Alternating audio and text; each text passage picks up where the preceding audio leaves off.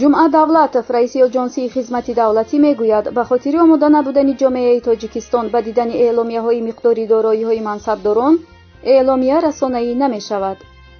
Давлатов, ки имрӯз 1 август нишасти хабарӣ дошт, ба суоли хабарнигорон дар бораи ин ки чаро ҳатто баъди интиқоди раиси ҷумҳур дороиҳои Шаҳбоз Раҷабзода, раиси пешини терминали рақами 1 душанбе расонаӣ нашуд, гуфт: нашри дороиҳои Шаҳбоз зарурат надошт, зеро ҷомеаи мо имрӯз барои ин омода нест.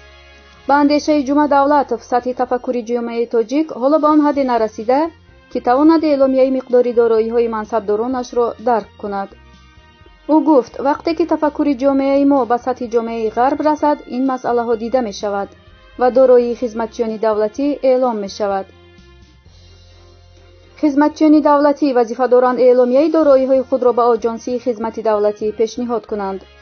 аммо ба гуфтаи раиси ин оҷонсӣ, аз ҳудуди 20 000 хизматчии давлатӣ, ин сол ҳамагӣ 21 нафар аз хизматчиёни давлатӣ эъломияҳои дороиҳои худро пешниҳод накардаанд. ба гуфтаи Давлатов, 3 нафари ин хилофкорон аз вазифа озод шуда, нисбати 18 нафари боқимонда ҷазои интизомӣ дар ҳоли татбиқшавӣ аст.